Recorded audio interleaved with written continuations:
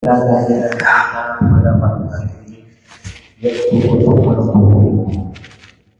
Dengan demikian kita telah berusaha untuk menuntut ilmu yang telah diajarkan oleh agama Islam. Mudah-mudahan saja kedatangan kita, kehadiran kita ini mendapat barokah, mendapat rahmat dari Allah Subhanahu wa Ta'ala. Amin ya Allah. Salawat dan salam kepada junjungan kita Nabi Muhammad SAW yang telah memberikan contoh teladan kepada kita sekalian, sehingga kita telah mendapat syafaatnya dia bersama. Amin ya Allah. Bapak sekalian yang saya hormati, marilah kita mengikuti pengajian yang umum ini pada setiap bulan sekali.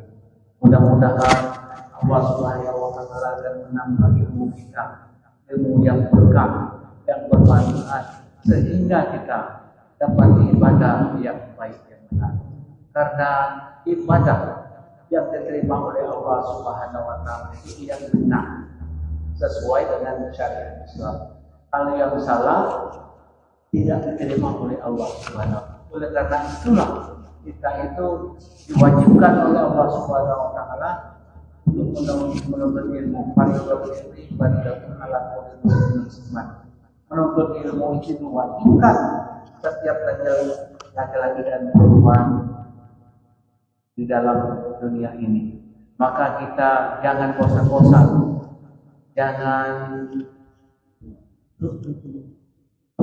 malas-malas untuk menuntut ilmu, karena ilmu ini tidak ada contohnya kurang, apalagi yang tidak mau belajar.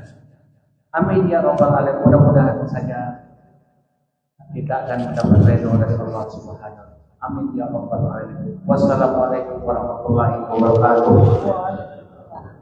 Waalaikumsalam.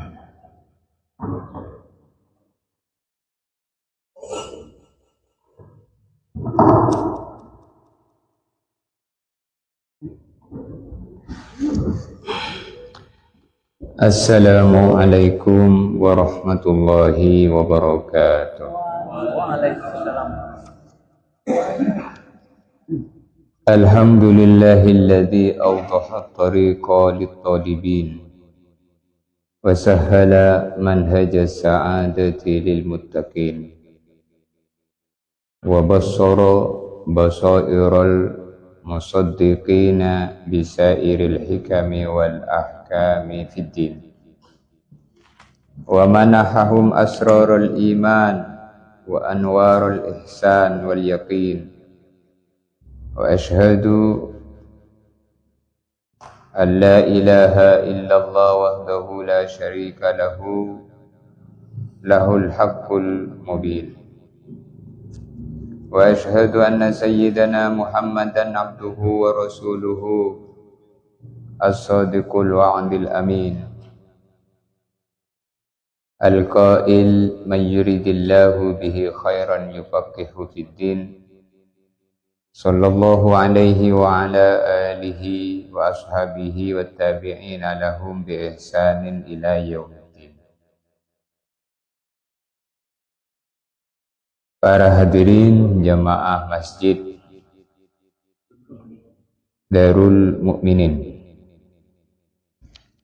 Ya. Kita bersyukur kepada Allah dijumpakan kembali dalam perputaran 1 bulan ngaji kita di akhir bulan. Di bulan Agustus ini sebentar lagi kita akan memasuki bulan September. Ngaji ini sebagaimana dikatakan Pak Somanti tadi disebut ke dalam hadis khairud dunya wal akhirah ma'an wa syarafud dunya wal akhirah, begitu juga kemuliaan di dunia, kemuliaan nanti di akhirat akan mendatangkan kemuliaan bila hidup kita ini disertai dengan ilmu. Maka ketika kita sholat dalam duduk di antara 2 sujud, kita membaca doa Rabbighfirli warhamni wajburni warfa'ni warzuqni wahdini wa'afini wa'afani. Minta afiyah. Maka yang dimaksud dengan afiyah itu kata Nabi 5 di dunia. Yang pertama adalah diberi ilmu. Diberi ilmu. Kemudian yang kedua, afiyah itu adalah diberi ibadah. Kemudian yang ketiga, diberi rizki yang halal. Kemudian yang keempat, diberi kesabaran dalam menghadapi ujian. Lalu kemudian yang kelima, kata Nabi, afiyah itu yang kelima adalah bisa bersyukur atas segala macam-macam nikmat yang diberikan Allah. Jadi wa'afini, berikan saya afiyah, maka makna afiyah itu kata Nabi 5 di dunia. Yang pertama dikasih ilmu. Dan ilmu yang paling tinggi itu adalah ilmu mengenal Allah. Ilmu ma'rifatullah. Ilmu ma'rifatullah itu adalah ilmu tentang kalimat syahadat. Kita diberi ilmu yaitu diberi 2 kalimat syahadat. Asyhadu an la ilaha illallah wa asyhadu anna Muhammad Rasulullah. Itu ilmu. Ilmu yang tertinggi itu adalah ilmu tentang kalimat syahadat. Awwalu wajibin 'alal mukallafi ma'rifatul ilahi bil iqan. Pertama sekali yang wajib untuk diketahui oleh orang yang mukallaf. Orang yang mukallaf itu siapa? Orang yang mukallaf itu adalah al-muslim, al-baligh, al-aqil. Mukallaf itu adalah al-muslim, orang Islam, al-baligh yang sudah baligh, al-aqil yang punya akal. Maka orang itu dikatakan muslim, Islam, pintu masuknya adalah kalimat syahadat. Asyhadu an la ilaha illallah. Itu ilmu tentang kalimat syahadat, yaitu dia dikasih Islam. Maka ilmu tertinggi itu Islam, kemudian iman. Maka Islam dan iman ini nikmat, semulia-mulianya nikmat, sebesar-besar nikmat, seagung-agungnya nikmat.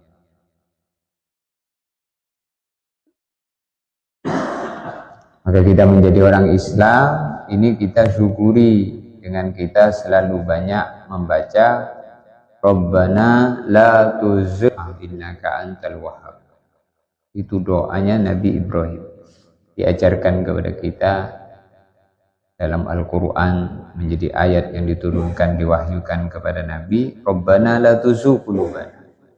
Ya Allah, sekali-kali jangan engkau selewengkan hati kami. Ba'da idh hadaitana, selepas engkau memberi kepada kami hidayah, yaitu beragama Islam itu hidayah tertinggi. Wahab lana, dan engkau berikan kepada kami min ladunka dzurriyyatan thayyibah, yaitu pemberian murni untuk kami berupa dzurriyyah thayyibah, keturunan yang baik. Keturunan itu yaitu anak, cucu, dan terus turun ke bawah, namanya dzurriyyah thayyibah. Mereka adalah penerus perjuangan kita. Kita akan diteruskan amalan-amalan kita ini oleh anak kita. Anak kita meneruskan lagi, yaitu cucunya. Cucunya meneruskan lagi. Maka kita ini semua adalah penerus nyawa-nyawanya leluhur kita yang sebelum kita. Sehingga kesolehan seorang anak akan mengangkat derajat seorang ayah. Itulah yang disebut dalam hadis Nabi, idza mata ibnu Adam inqata'a 'amaluhu illa min salas. Bila manusia meninggal dunia, terputus darinya seluruh amal kecuali 3. Makna terputus, dia tidak bisa berbuat lagi. Jadi makna terputus, si orang meninggal itu tidak bisa berbuat lagi. Tidak bisa sholat, tidak bisa ibadah, tidak bisa haji, tidak bisa zakat, sedekah, tidak bisa ke masjid. Terputus, kecuali 3 yang tak terputus. Yang pertama, waladun solihun yad'ulah, anak yang baik yang mendoakan. Maka amalan anak ini walaupun tidak dihadiahkan, tidak diniatkan pahalanya kepada kedua orang tuanya, maka tetap sampai. Tapi kalau yang berbuat amal baik itu bukan anaknya, mungkin tetangganya, mungkin orang lain yang berbuat, mungkin baca yasin, baca tahlil untuknya, itu tidak akan sampai, melainkan harus ditawassulin dulu. Makanya kalau ada yasinan, tahlilan, sebelumnya ada doa tawassul supaya amalan bukan keluarganya, tapi tetangganya dan orang lain membacakan yasin, membacakan tahlil itu sampai. Jadi bacaan yasin, bacaan tahlil itu sampai kepada orang yang sudah meninggal dunia. Kalau yang membaca tadi anaknya atau cucunya, maka walaupun tidak diniatkan otomatis langsung sampai. Kenapa? Karena anak itu adalah bagian dari jasad, sehingga walaupun tidak diniatkan. Tapi kalau yang baca itu, baca yasin, baca tahlil, atau orang yang berbuat baik, amalan-amalan tadi itu bukan keluarganya, mungkin tetangganya diundang, kemudian hadir, maka disitulah diniatkan dulu yasin dan tahlil untuk almarhum almarhumah.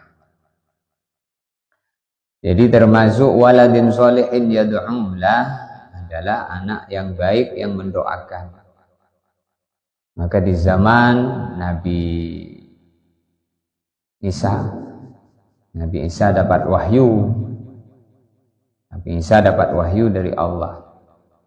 Di dalam kitab tafsir Ar-Razi yang ditulis oleh ahli tafsir namanya Al-Imam Fakhruddin Ar-Razi.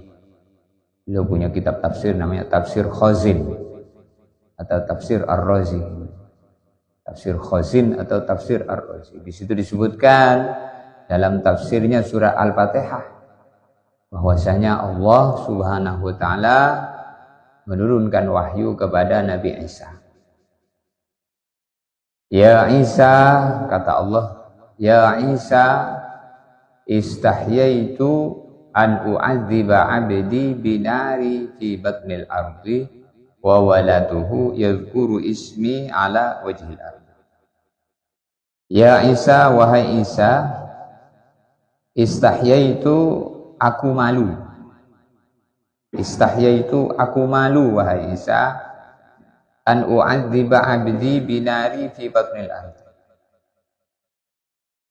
Nyiksa hambaku di kubur.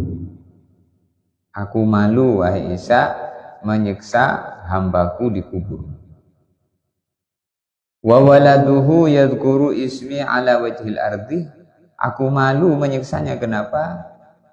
Karena anak dia yadhkuru ismi, menyebut-nyebut namaku, ala wajhil ardi, di muka bumi.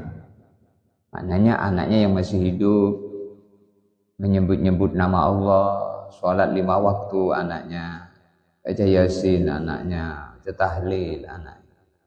Itu Allah malu nyiksa penghuni kubur kalau dia punya anak di muka bumi ini nyebut nama Allah. Anaknya, cucunya, cicitnya. Sehingga kata guru saya bahwasanya kalau orang itu punya anak baik di muka bumi, maka dia dibebaskan daripada siksa kubur. Itu pentingnya punya anak yang baik. Sehingga disebutkan dalam riwayat bahwasanya inna minal ladzi yantazirul mayyit fi kuburihi minal ahya.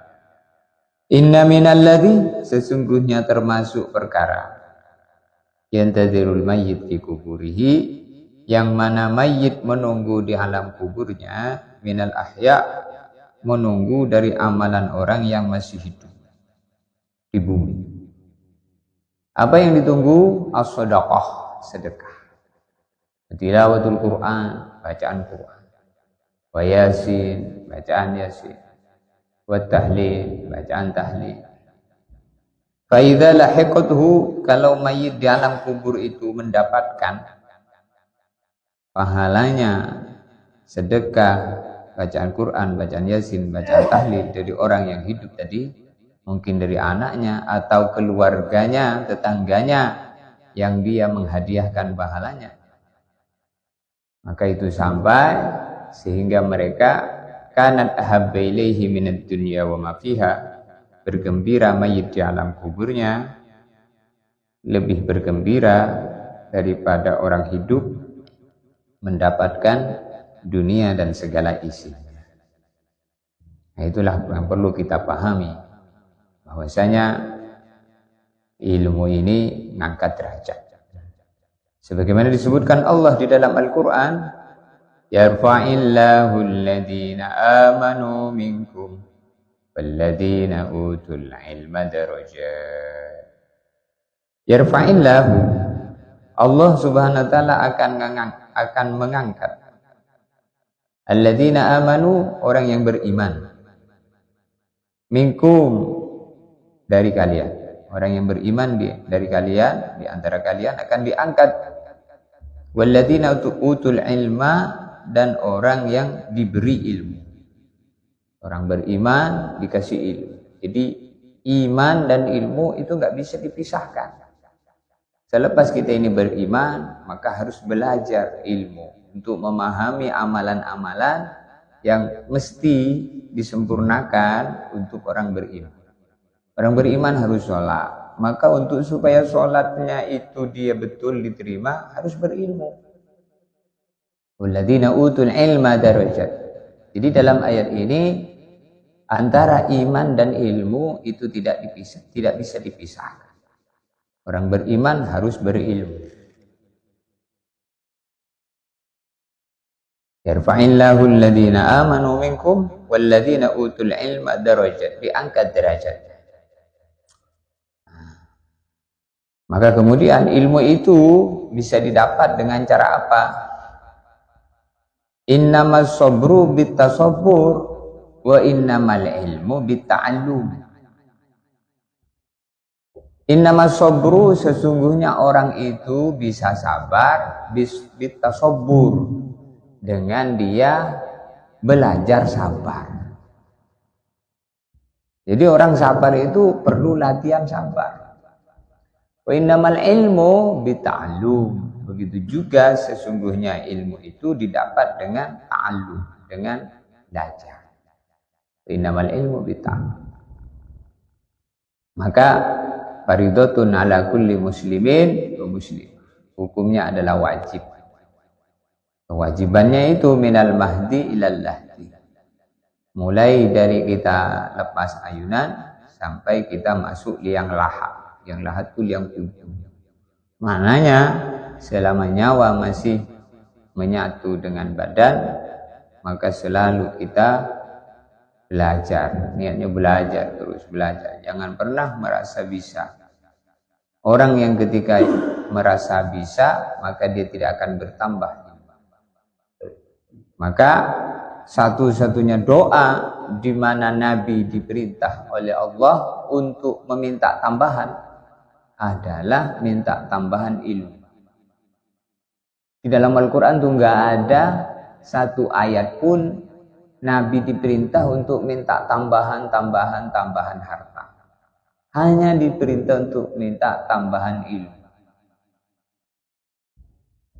Wa qur rabbi zidni ilma. Ini. Wa qur rabbi zidni ilma. Katakan wahai Muhammad, Rabbi zidni ilma. Ya Allah, tambahkan untukku ilmu. Jadi Nabi diperintah supaya berdoa minta tambahan ilmu. Kemudian yang kedua, supaya memperbaharui iman. Ya ayyuhalladzina amanu aminu. Ya ayyuhalladzina amanu aminu. Wahai orang yang beriman, berimanlah. Maknanya, urusan kebaikan ini tidak boleh kita merasa cukup. Sudah sholat, jangan pernah merasa cukup untuk sholat. Sholat terus, tidak bosan-bosannya. Terus sholat selama masih hidup, sholat 5 waktu terus. Tidak pernah cukup, tidak pernah bosan, tidak boleh. Tidak boleh bosan, tidak boleh malas. Sholat tidak boleh malas. Belajar ilmu tidak boleh malas. Karena malas ini satu sifat yang menjadikan seseorang terhalang dari mendapatkan kebaikan. Sehingga ada doa di mana diperintah disuruh untuk membaca doa perlindungan. Allahumma inni a'udzubika minal ajzi wal kasal. Ya Allah, aku berlindung kepadamu daripada ajiz, lemah. Lemah itu tidak ada kekuatan kalau mengerjakan ibadah. Lemah. Oh, sudah sholat, lemes. Tapi kalau ngangkat sawit, kuat. Tapi kalau ngangkat tangan, lemes. Berangkat ke masjid, loyo, lemes. Ajiz namanya. Kita minta supaya ajiz ini hilang. Ajiz itu jadi lemah, loyo, gak ada kekuatan. Wal kasal yang kedua yaitu malas. Minta perlindungan dari sifat malas. Karena kalau orang itu sudah malas, maka tidak bisa dikerjakan. Sholat malas, ya nggak sholat. Ibadah malas, ya nggak ibadah. Maka afiyah itu 5. Yang pertama ilmu tentang ma'rifatullah, mengenal Allah, ilmu tauhid. Ilmu tentang la ilaha illallah, tidak ada yang berhak disembah selain Allah. Itu ilmu tauhid. La ilaha illallah, tidak ada yang berhak disembah selain Allah. Maka maksudnya tidak ada yang berhak untuk dimintai kecuali Allah. Tidak ada yang berhak untuk disembah selain Allah, maka yang menghidupkan hanya Allah. Yang menciptakan Allah, menghidupkan Allah. Maka iyyaka na'budu wa iyyaka nasta'in. Kepadamu ya Allah aku menyembah, kami menyembah. Wa iyyaka nasta'in, kepadamu ya Allah kami minta pertolongan. Jadi hidup ini kita harus menyembah Allah supaya ditolong oleh Allah. Kalau di dunia ini kita tidak mau menyembah Allah, maka Allah tidak akan nolong kita. Jadi pertolongan Allah itu hanya diberikan kepada orang yang menyembah Allah. Maka ada seorang sahabat namanya Anas bin Malik. Dikasih pesan oleh Nabi, ihfadillah yahfadka. Ihfadillah, kamu jaga perintah-perintah Allah, yahfadka, maka Allah pasti menjaga kamu. Sahabat ini dikasih nasihat oleh Nabi, jaga perintah Allah, jaga sholat. Yahfadka, maka Allah akan menjaga kamu. Jadi kita ini adalah makhluk berupa manusia, diciptakan oleh Allah dari setetes air mani. Kemudian setelah itu menjadi manusia, khuliqal insan dha'ifa, yang lemah. Dari bayi kemudian dibesarkan menjadi anak muda remaja. Dari tidak punya kekuatan lalu diberikan kekuatan, ditambah lagi kekuatannya dari merangkak, kemudian berjalan, berlari, kemudian tambah kuat lagi, pada puncaknya umur 40. Setelah 40 bukan ditambah lagi tapi dikurangi. Jadi pengurangan Mulai dari umur satu hari sampai umur 40 ini penambahan. Kalau sudah umur 40 maka pengurangan. Dikurangi giginya 1, 2, umur 40 tahun. Orang sudah umur 40 tahun giginya lepas tidak bisa tumbuh. Tapi kalau masih umur kecil, dia umur 7 tahun, itu dia giginya patah, dia tumbuh karena memang masih pertumbuhan terus sampai umur 40 tahun. Setelah umur 40 tahun maka pengurangan, dikurangi semuanya. Wa man nu'ammirhu nunakkis. Siapa yang aku panjangkan umurnya, maka aku kurangi. Dipanjangkan umur mulai sampai 40 tahun, maka nanti bertambah sampai 50, 60, 70, 80, 90 dan seterusnya. Itu sudah mulai pengurangan.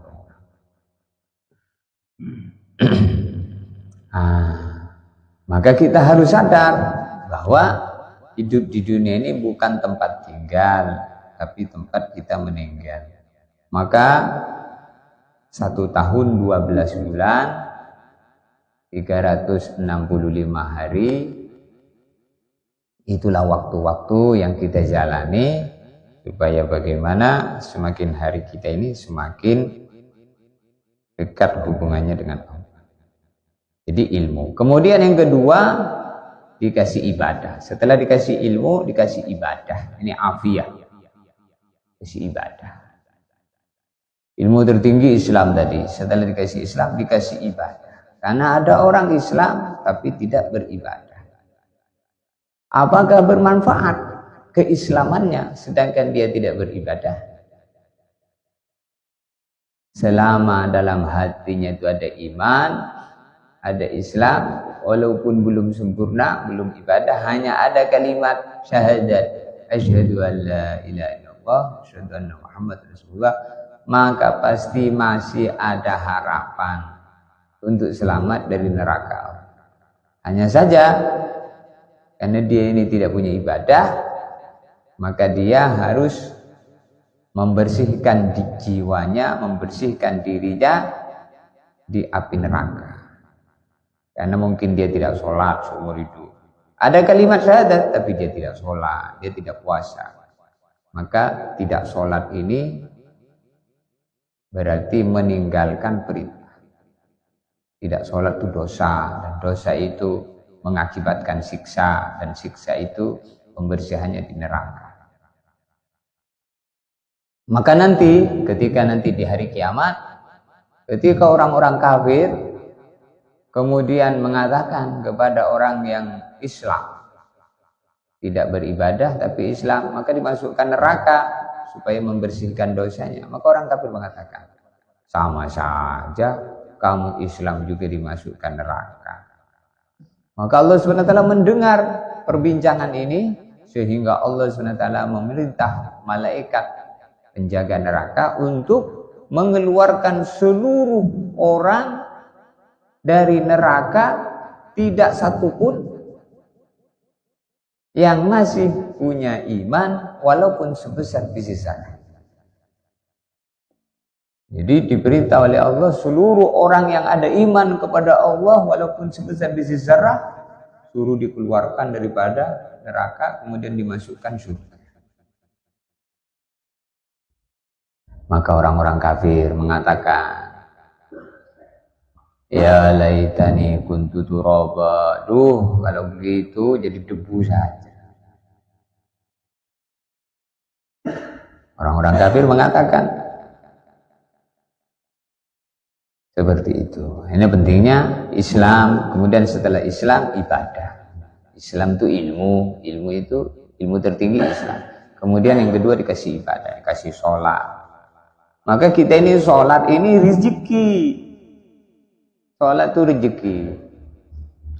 Dikasih sholat, dikasih ibadah-ibadah yang lain bukan sekedar sholat, dikasih zikir, dikasih iktikaf, dikasih bangun malam tahajud, dikasih wudhu, dikasih bisa menutup aurat dengan sempurna. Ini pahala. Ibadah itu pahala. Kasih kebaikan-kebaikan. Maka bentuk kasih sayang Allah diberi ibadah ini, dijadikan orang taat, dijadikan orang yang baik. Ini pilihan, bukan mau kita. Orang sholat itu bukan mau dia. Kita ibadah itu bukan mau kita, tapi mau Allah. Maka kita syukuri, ya Allah, karena cintamu kepadaku, Engkau jadikan saya beribadah kepada. La haula wala quwwata illa billah. Tidak ada kekuatan melainkan bila Engkau memberi kekuatan. Kemudian yang ketiga, dikasih rizki yang halal. Jadi rizki itu pasti halal kalau yang diberikan itu orang Islam yang beribadah. Jadi rizki itu ada dua, ada rizki halal, ada rizki haram. Maka orang itu rizkinya akan menjadi halal kalau dia itu orang Islam yang beribadah. Disitulah yang kita minta kepada Allah, rizki yang halal. Rizki yang halal itu rizki yang baik. Maka rizki itu bukan hanya uang, rizki itu bukan hanya makanan, pakaian. Termasuk rizki adalah sehat. Iya, sehat itu rizki. Bahkan sehat itu rizki yang lebih berharga daripada rizki harta. Maka kalau orang itu sakit, dia rela mengorbankan hartanya demi sehat. Demi sehat. Jadi sehat ini lebih berharga daripada uang. Buktinya kalau orang itu sakit, rela habis duitnya, uangnya untuk sembuh. Nah itu. Jadi kadang ada orang itu dikasih sehat, tapi tidak dikasih duit. Ada orang dikasih duit, tapi duitnya habis untuk berobat. Nah iya. Kalau seandainya kita disuruh milih misalnya disuruh milih, kamu mau saya kasih sehat, tapi duitnya sedikit, atau mau saya kasih duit banyak tapi kamu sakit-sakitan, duitnya habis untuk berobat. Nah, seandainya disuruh milih begitu, tapi tidak disuruh milih kita, lalu kemudian Allah berbuat kepada makhluknya sesuai dengan mau Allah, namanya iradat. Maka Allah punya sifat namanya iradat, sifat yang ke-8 namanya iradat. Allah berkehendak. Sebagian dikehendaki kaya, sehat. Sebagian dikehendaki miskin, sehat. Sebagian dikehendaki kaya, sakit-sakitan. Sebagian dikehendaki miskin, ya sakit-sakitan juga ada. Ya terserah Allah. Jadi ketika kita nengok diri kita sehat, maka syukur. Maka Nabi bersabda, nikmatani maghbunun katsirun minan nas.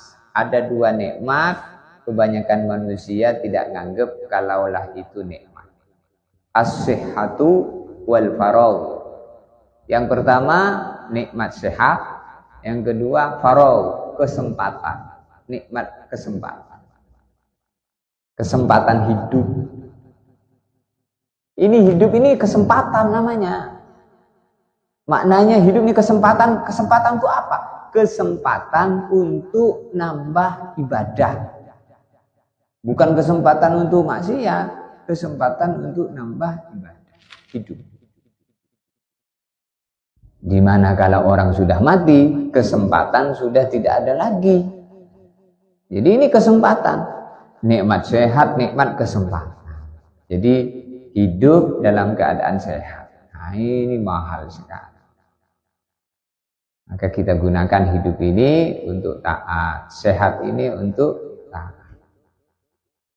Wasihataka qabla saqomika. Hendaklah gunakan waktu sehatmu sebelum datang waktu sakitmu. Hayataka qabla mautika. Kau gunakan waktu hidupmu sebelum datang waktu mati. dan yang lain. Kita rasain sendiri bahwa nikmat ini, nikmat sehatnya termasuk rezeki. Kemudian yang keempat, bisa sabar atas menjalani musibah dan ujian. Karena di dunia ini pasti datang dua perkara. Kadang menyenangkan, itu nikmat, kita syukur. Kadang tidak menyenangkan, itu musibah, ujian, kita sabar. Maka orang itu akan mendapatkan pahala dari dua arah. Arah sabar, arah syukur. Kalau sehat, syukur. Kalau sakit, sabar. Kalau kaya, syukur. Kalau miskin, sabar. Tapi kadang miskin sabar itu tidak mudah. Begitu juga kaya syukur itu juga nggak mudah. Belum tentu orang kaya syukur. Belum tentu orang miskin sabar. Tetapi orang kaya syukur itu bagus, sehingga kekayaannya bermanfaat untuknya. Orang kaya tidak syukur itu tidak bagus, sehingga nanti kekayaannya akan mendatangkan keburukan. Seperti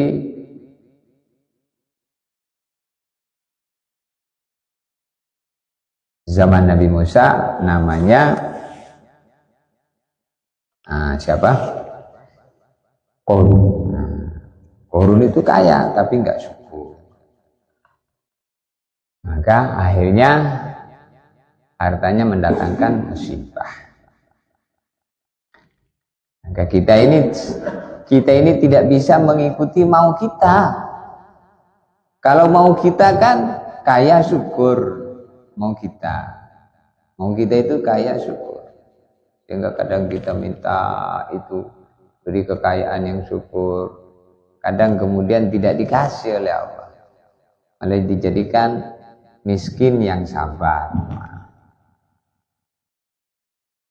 Maka kadang ketika itu ujian, kadang sebagian orang itu ketika tidak dituruti maunya oleh Allah, maka dia menyalahkan Allah. Allah itu kok saya minta kaya syukur nggak dikasih. Katanya Allah maha mendengar. Berarti nggak mendengar ini. Saya nggak dituruti. Jadi Allah yang maha tahu yang terbaik untuk diri kita. Ada anak kecil sebagai perumpamaan. Anak kecil minta pisau. Minta pisau sama ibunya. Maka sama ibunya tidak dikasih. Karena ibunya tahu kalau nanti dikasih pisau, ini tangannya bisa luka. Tapi anak kecil maunya dikasih pisau, tapi tidak dikasih oleh Allah. Jadi kita itu tidak akan terjadi dengan diri kita mengikut mau kita, tapi yang terjadi itu semua mengikut maunya Allah. Ketika kemauan kita tidak dituruti oleh Allah, maka kita berbaik sangka kepada Allah dalam kitab Nasuhul Ibad bahwasanya segala apa yang diminta itu disimpan di akhirat, tidak dikasih di dunia. Kalau kita kan maunya semua diberikan di dunia. Ini manusia. Maka Nabi Daud alaihi salam dapat wahyu. Nabi Daud dapat wahyu dari Allah. Ya Daud turidu wa uridu wala yakunu illa ma uridu. Ya Daud, wahai Daud. Daud itu Nabi Allah, Nabi Daud. Nabi Daud itu ayahnya Nabi Sulaiman. Maka Nabi Sulaiman bin Nabi Daud. Sulaiman bin Daud. Nabi Daud ini dapat wahyu dari Allah. Ya Daud, wahai Daud. Turidu. Kamu itu di dunia ini banyak pengen. Tahu malah kita ini semua kan banyak pengen. Banyak pengen. Ya begitulah memang kita manusia sebatas pengen. Wa uridu, begitu juga saya. Ada keinginan juga dengan kamu. Wala yakunu illa ma urid, tetapi di antara dua keinginan kamu dan keinginan saya, yang terjadi itu hanyalah keinginan saya. Kalau umpama keinginan kamu itu terwujud, itu karena sesuai dengan keinginan saya. Dan kalau umpama keinginan kamu tidak saya turuti, kamu nggak usah kecewa. Keinginanmu itu aku berikan pada waktu yang tepat, yang baik. Kalau tidak di dunia, jangan khawatir, aku simpen semuanya di akhirat. Maka ada surga, ada neraka. Di surga itu keinginan-keinginan baik, maka disimpan sebagai derajat. Begitu juga kadang ada orang itu berkeinginan yang buruk. Keinginan yang buruk itu walaupun kadang keinginannya tidak terjadi, itu tetap jadi dosa. Orang misalnya pengen merampok.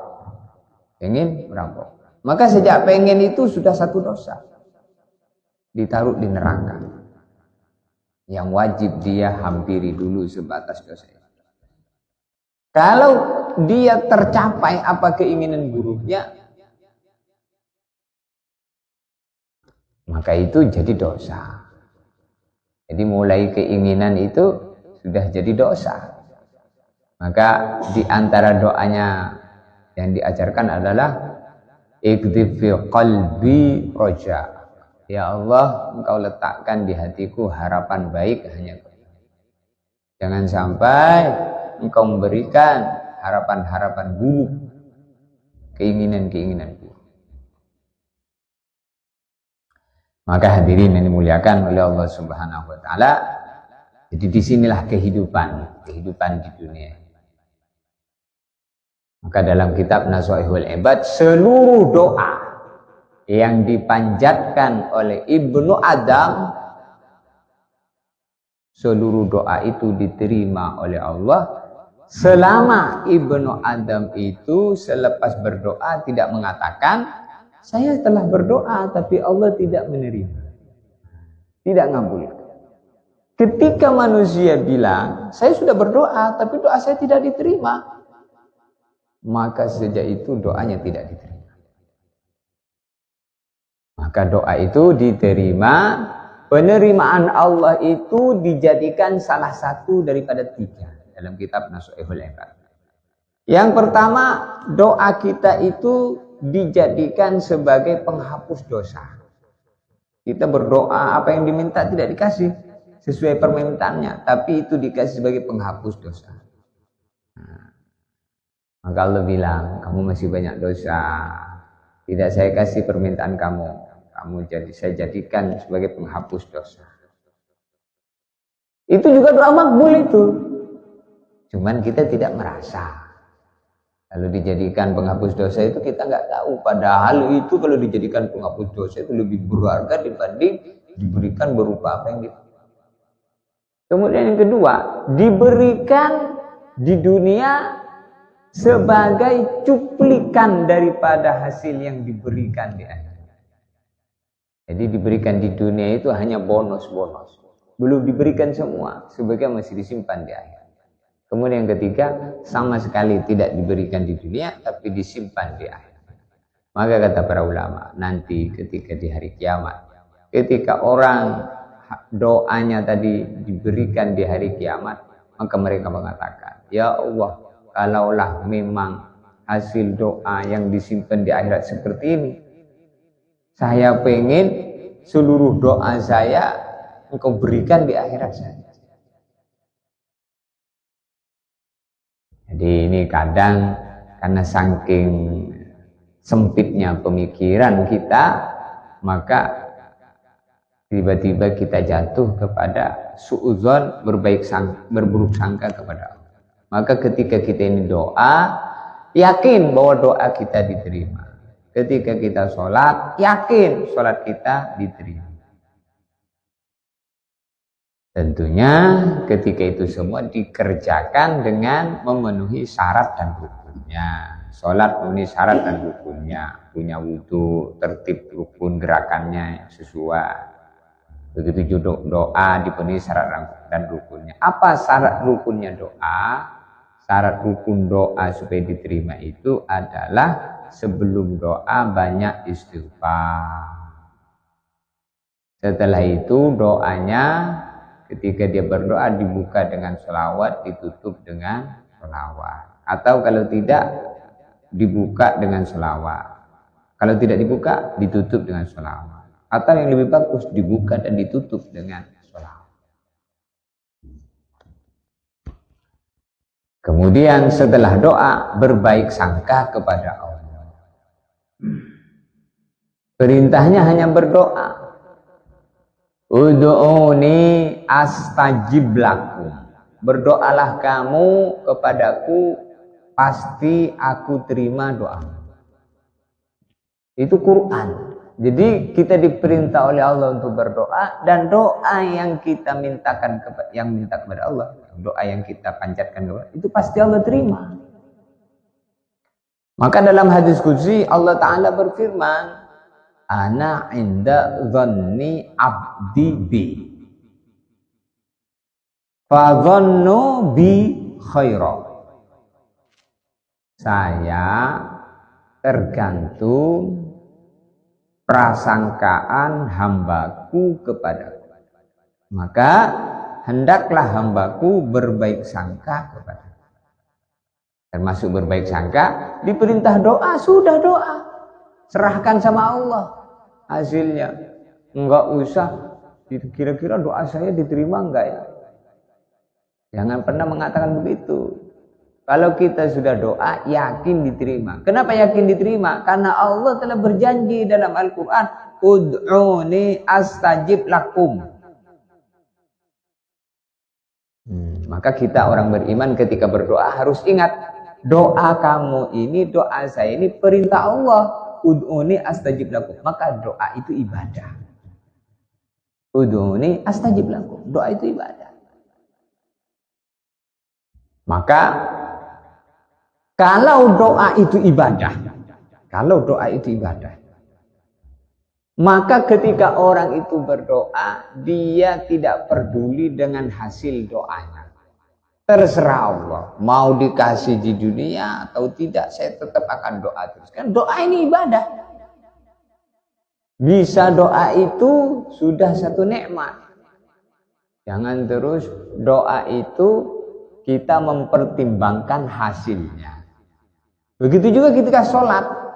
Sholat itu ibadah. Maka kita nggak usah ngurus diterima atau tidaknya.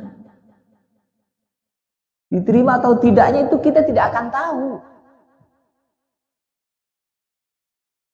Diterima atau tidaknya kita tidak akan tahu. Hanya saja melalui tanda-tandanya. Yaitu mengerjakan ibadah, shollu kama ra'aitumuni usolli. Sholatlah kamu sebagaimana kamu melihat aku sholat, kata Nabi. Maknanya dipenuhi syarat rukunnya, tutup aurat, punya wudu, gerakannya yang sempurna. Baru selepas itu serahkan sama Allah. Tapi kalau syarat dan rukunnya tidak dipenuhi, maka sholatnya tidak diterima. Seperti misalnya sholat tidak punya wudu, nggak diterima sholatnya karena tidak punya wudu. Seperti sholat tidak menutup aurat, seperti sholat bawa najis, nggak diterima. Selama sudah dipenuhi syarat dan rukunnya, maka sholat itu kita serahkan sama Allah, menjadi diterima. Jadi kita ini tawakal itu harus pakai cara-cara yang benar. Kalau sholat kita mau diterima, maka harus pakai ilmu syarat dan rukunnya. Maka begitulah dalam kehidupan. Kalau kita ini tidak sesuai dengan syarat dan rukunnya, maka tidak diterima orang. Maka disebutkan fa'amilun bighairi ilmin ya'malu amaluhu mardudatun la tuqbal. Fa'amilun, siapa saja yang mengerjakan amalan ibadah. Amalan ibadah apa saja dikerjakan. Sholat, ya kan misalnya. Bighairi ilmin, tanpa ilmu, ya malu, dia mengerjakannya.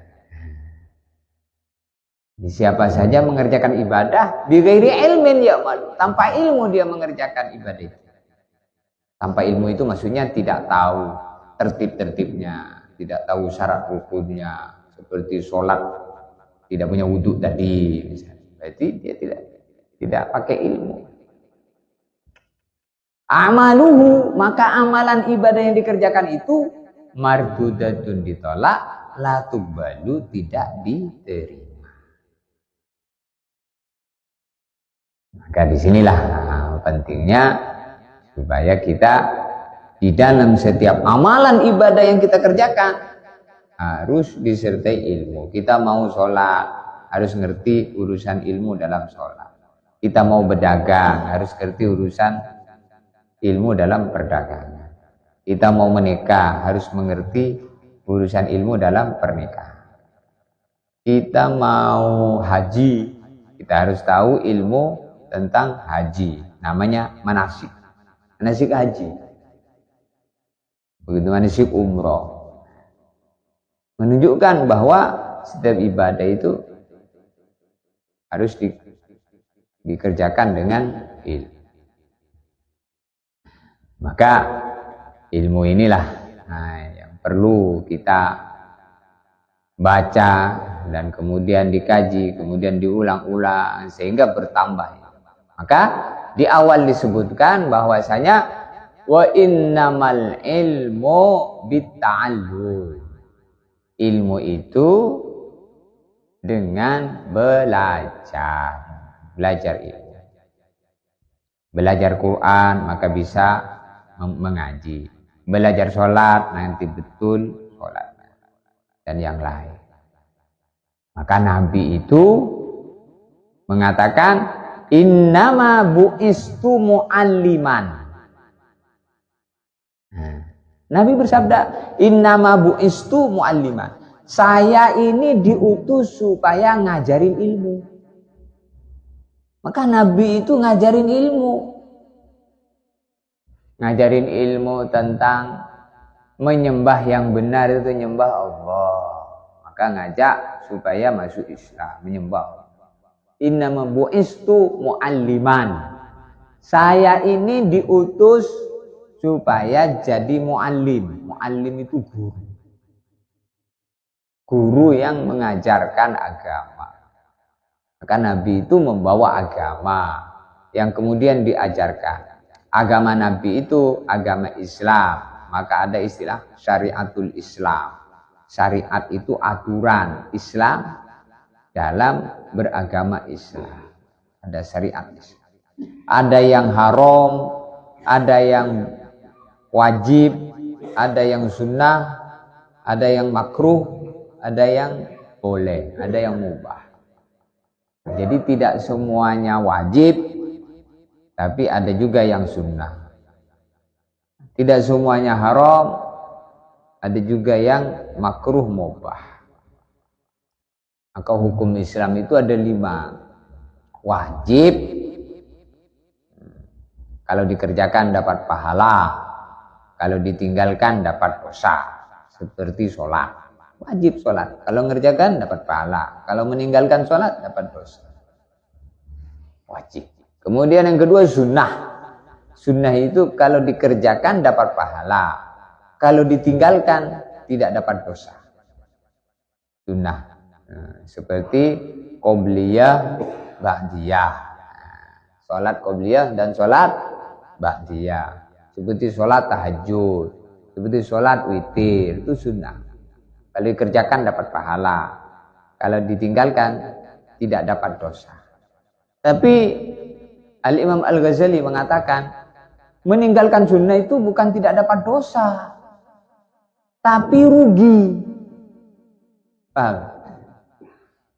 Sunnah itu kalau menurut Imam Ghazali, dikerjakan dapat pahala, tidak dikerjakan rugi.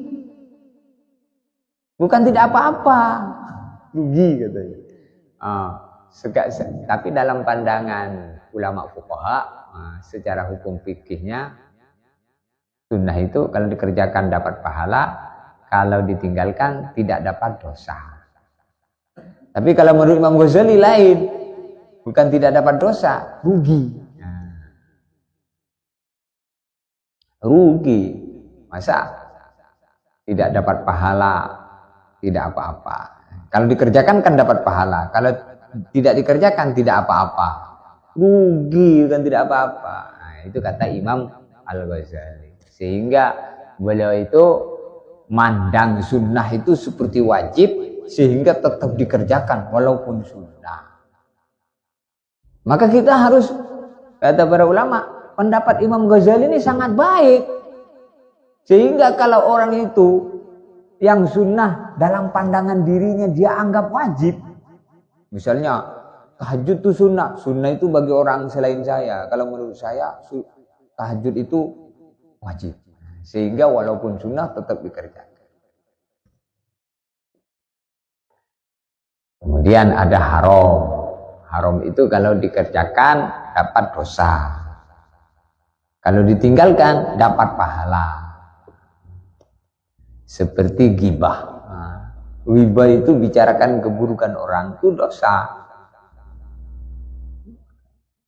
Bicara ghibah itu dosa. Kalau kemudian berhenti, menghentikan dari ghibah itu, berhenti ghibah itu meninggalkan dosa namanya. Meninggalkan dosa itu pahala. Meninggalkan haram. Seperti misalnya ada perempuan tidak tutup aurat. Kita nggak boleh melihatnya. Biduan, telanjang bugil-bugil, dilihat. Itu mata kita maksiat. Kita tahu semua itu. Bahwa kalau melihat aurat perempuan yang bukan mahramnya, itu dosa. Nah, kalau kita nunduk, tidak melihatnya, dapat pahala. Tetapi meninggalkan dosa ini berat. Meninggalkan dosa itu berat. Meninggalkan dosa itu berat. Seperti mengerjakan fardu perintah itu berat. Maka meninggalkan pun juga berat. Meninggalkan haram itu berat. Sebagaimana mengerjakan fardu itu berat. Yang ringan itu meninggalkan fardu, mengerjakan dosa. Ringan. Kenapa meninggalkan perintah itu ringan, mengerjakan larangan itu ringan? Karena didorong oleh setan. Tapi kalau mengerjakan perintah itu berat, meninggalkan larangan itu berat. Kenapa? Karena setan tidak ikut mendorongnya. Maka apa saja yang ada dorongan setan itu kaitannya dengan nafsu. Makanya mata betah melihat maksiat. Termasuk maksiat melihat keburukan orang lain. Itu maksiat. Melihat keburukan orang lain. Maka melihat keburukan orang lain itu sangat mudah. Bahkan nikmat melihat keburukan, kemudian menceritakannya. Jadi ketika melihat keburukan, lalu diceritakan, maka mata maksiat, mulut maksiat. Apa mulut maksiat? Ghibah. Jadi ghibah itu membicarakan keburukan orang lain, yang keburukannya itu memang ada padanya. Kalau keburukan yang diceritakan itu tidak ada apa adanya, itu bukan ghibah. Tapi fitnah di atasnya kita. Misalnya ada tetangga kita mencuri. Kemudian ketahuan bahwa yang mencuri si A. Lalu ternyata yang mencuri itu loh anaknya si itu. Iya Pak, itu dosa itu. Ghibah namanya. Jadi kadang ghibah itu kalau dibicarakan, kata para ulama, saking nikmatnya menceritakannya itu susah untuk menghentikannya. Ghibah. Maka di zaman Nabi, suatu hari Nabi berjalan melewati kuburan. Lalu kuburan yang dilewati tadi ada 2 kuburan. Terdengar teriakan bahwa kuburan itu disiksa. Nabi tahu, Nabi mendengar. Beda, Rasulullah dengan kita beda. Mendengar bahwa penghuni kubur itu berteriak di alam kubur dan disiksa. Maka Nabi SAW mendatangi kedua kuburan. Kemudian setelah itu Nabi bilang kepada sahabatnya yang namanya, innahuma yu'adzabani. Sesungguhnya kedua kubur ini sedang disiksa, diazab. Wa ma yu'adzabani fi kabir. Kedua kubur disiksa bukan dosa besar. Amal awal, adapun kuburan yang pertama ini, yamsi bin namimah. Dulu ketika hidupnya suka mengadu domba. Mengadu domba itu bukan ngadu domba itu. Ngadu domba itu dia bilang sama kawannya, misalnya saya ngomong sama Pak Somadi, Pak Somadi, itu kamu diomongin sama Mbah yang tadi itu bahwa Pak Somadi itu orangnya jelek, perutnya macam-macam lah. Padahal si Mbah sebelah tidak ngomong begitu. Akhirnya itulah ngadu domba namanya, membicarakan tentang orang lain dari orang lain yang tidak mengatakannya. Ngadu domba. Jadi ngadu domba ini nikmat, itu ngadu domba. Atau yang biasa terjadi banyak ngadu domba itu mungkin istri ngomong kepada suaminya bahwa tidak diperlakukan baik oleh mertuanya, oleh ayah suaminya. Misalnya istri melaporkan mertuanya kepada suaminya, itu bapak kamu itu begini. Padahal bapak mertuanya tidak begitu. Namanya ini istrinya ini ngadu domba antara suaminya dengan bapaknya, diadu. Akhirnya bertengkar. Maka orang yang suka ngadu domba di dunia ini, kata Nabi, tidak aman dari siksa. Kemudian yang kedua, la yastabri'u minal baul. Ini dulu orang disiksa di kubur ini karena dulu di dunia la yastabri'u minal baul. Kalau kencing tidak cebok. Kencing tidak cebok. Di kencing tidak cebok itu dipastikan mengakibatkan siksa kubur. Ya. Banyak orang nggak cebok kan?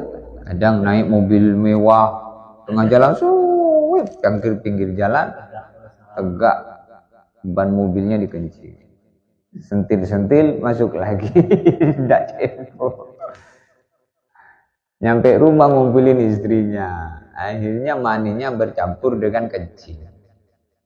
Jadi anak nakal. Kenapa? Benihnya itu mani campur najis, maka jadi anak nakal. Jadi yang seperti ini kadang dianggap biasa bagi orang yang hidup tidak punya tuntunan. Jadi ini ilmu itulah sebagai tuntunan hidup.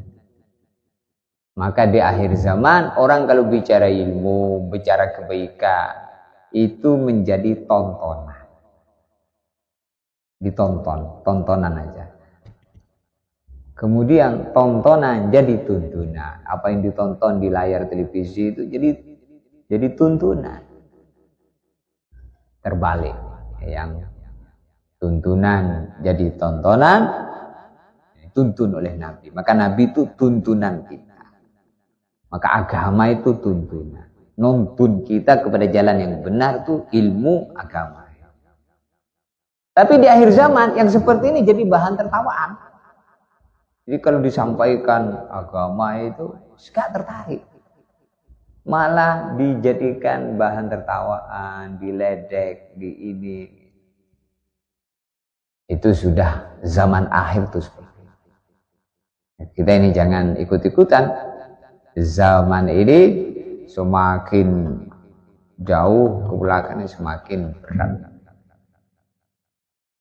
Maka sampai-sampai ada orang mengatakan bahwa agama itu buat kita susah saja, katanya. Agama itu buat susah, repot.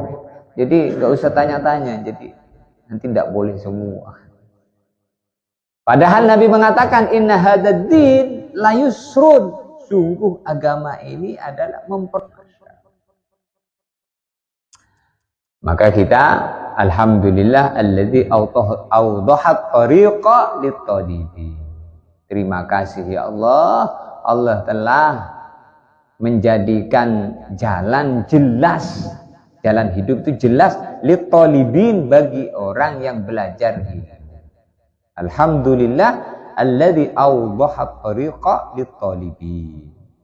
Jadi jalan hidupnya orang hidup itu akan menjadi jelas kalau dia talibin. Talibin itu menuntut ilmu. Nah, jadi kalau orang itu nuntut ilmu maka jadi jelas.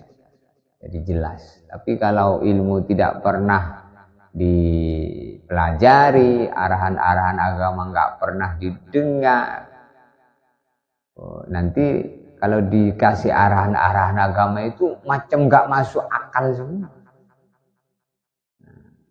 sehingga tidak diterima. Mudah-mudahan sebulan sekali kita ngaji seperti ini menjadi yang kelima, bersyukur ketika mendapatkan nikmat. Jadi itu makna afiyah. Dikasih ilmu tertinggi adalah Islam. Dikasih ibadah tertinggi adalah sholat.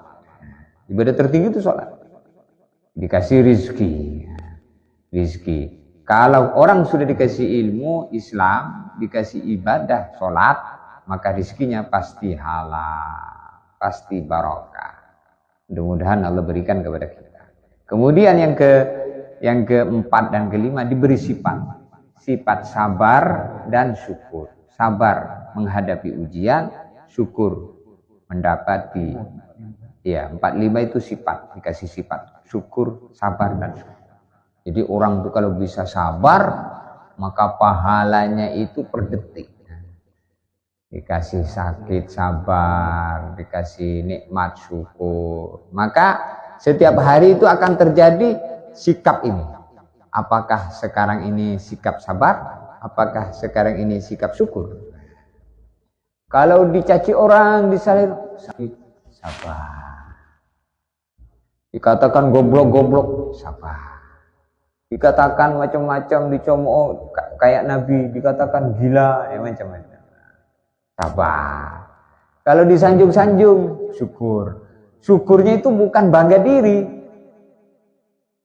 Syukurnya kepada Allah, Allah gerakkan orang untuk nyanjung kita, berarti dia nyanjung Allah. Karena menyanjung ciptaannya adalah menyanjung yang menciptakan. Kayak disyukur, dia memuji saya, itu bukan muji saya, itu muji Allah yang menciptakan saya. Alhamdulillah. Nah itulah sifat-sifat seperti itu yang harus menjadi sifatnya kita, orang hidup. Kalau orang itu nggak pernah mendapatkan informasi agama, gimana hidupnya mau jadi lurus? Jalan yang lurus tidak ditempuh. Maka untuk itu, Masya Allah, sebulan sekali tanpa terasa sudah datang lagi. Bulan kemarin masih bersama kita, sekarang masih bersama, alhamdulillah. Mudah-mudahan bulan depan masih bersama lagi. Bulan depannya masih bersama lagi, bulan depannya masih bersama lagi. Terus dikasih kesempatan untuk hidup, kesempatan terus sampai pada akhirnya Allah ambil kita dalam keadaan yang terbaik menurut Allah. Maka dalam Al-Quran Allah Ta'ala nyuruh kita, wala tamutunna illa wa antum muslimun. Kamu nggak boleh mati. Kecuali kalau mau mati itu kamu itu Islam. Maknanya kita minta hidup supaya hidupnya menjadi tambahan-tambahan amal. Sehingga mati dalam keadaan puncaknya amal, mati sedang sujud, mati sedang sholat, mati sedang zikir. Wah, artinya nikmat. Itulah yang disebutkan Allah dalam Al-Quran. Ya ayyatuhan nafsul mutmainnah irji'i ila rabbiki radiyatan mardiyah fadkhuli fi ibadi wadkhuli jannati. Itu malaikat datang ketika orang itu sakaratul maut. Kalau dia itu orang baik, maka malaikat datang. Ya ayyatuhan nafsul mutmainnah, wahai jiwa yang tenang, irji'i, pulanglah kamu, ayo. Saya ini diperintah Allah untuk jemput kamu. Pulanglah, irji'i, pulanglah. Ila rabbiki, untuk menghadap kepada Tuhan. Radiyatan mardiyah. Kau setakut. Allah tuh nyuruh saya, kau tuh kekasih Allah. Saya suruh jemput kamu. Kamu itu jiwa yang tenang. Ayo kita pulang menghadap kepada Allah. Allah itu ridho, Allah itu suka. Dan kamu nanti akan suka berjumpa dengan Allah. Nah, maka diambil nyawanya. Fatusallu ruhuhu kama tusallu sa'ratu minal ajin. Dicabut nyawanya seperti rambut ditarik dari adonan roti. Enggak terasa. Mudah-mudahan termasuk kita ya. Nah itu yang kita minta. Hawwin alaina fi sakaratil maut. Kita minta itu. Kita minta, Allahumma inni as'aluka salamatan fid din. Selamat agamanya. Afiatan fil jasad. Badannya sehat. Ziyadatan fil ilmi. Ilmunya selalu bertambah. Nah, di antara cara Allah nambah ilmu, dikasihlah majelis ilmu seperti ini. Ilmu bertambah. Ziyadatan fil ilmi. Ini hasil doa yang kita minta itu. Doa selamat itu. Ziyadatan fil ilmi. Barakatan fil rizki. Berkah rizkinya. Ya Allah. Berkah hidupnya. Berkah keluarganya. Berkah anak-anaknya. Berkah semua yang diberikan Allah. Wa barik li fima a'tai. Wa barik li fima a'tai. Dalam doa kunut ada. Allahumma hdini fiman hadait, afini fiman afait, wa tawallana fiman tawallait, wa barik lana fima a'tai. Engkau berkahi ya Allah untuk kami dalam segala apa yang kau berikan kepada kami. Itu artinya wa barik lana fima a'tai. Kau berkahi ya Allah dalam segala apa yang kau berikan kepada kami. Kau beri umur yang barokah. Kau beri istri yang barokah. Kau beri anak yang barokah. Kau beri apa saja yang barokah. Barik lana fiba a'tai. Wa qina syarra ma qadait. Dijaga dari buruknya keputusan Allah.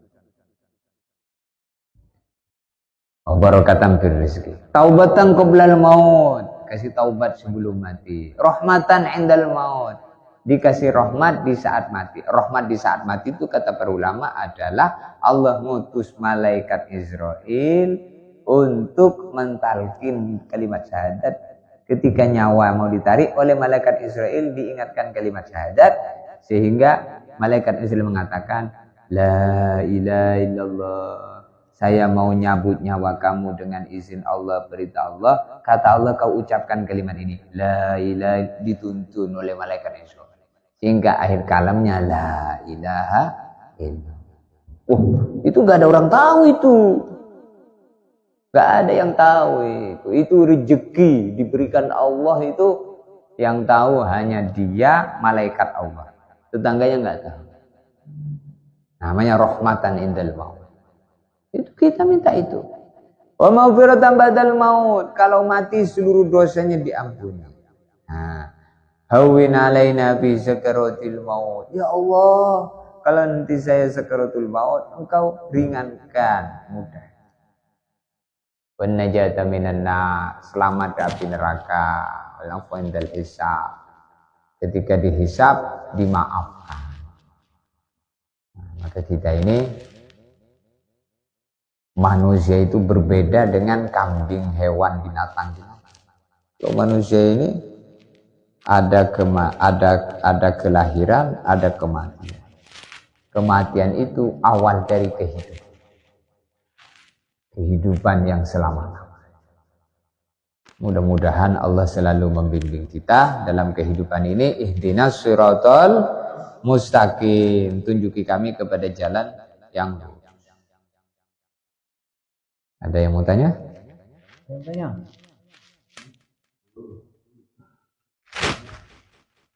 Jam 9. Boleh tanya.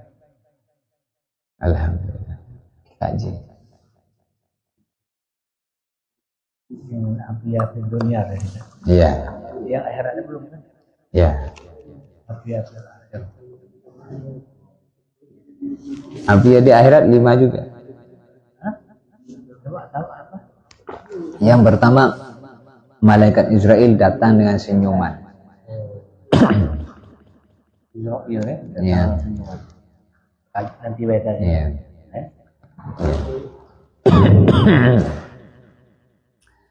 Alhamdulillah.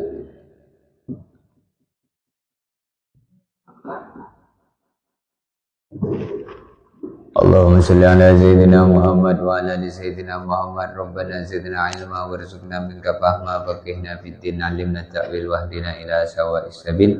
Subhana rabbika rabbil izzati amma yasifun wa salamun alal mursalin walhamdulillahi rabbil alamin. Subhanallah bihamdihi subhanakallahumma. Assalamualaikum warahmatullahi wabarakatuh.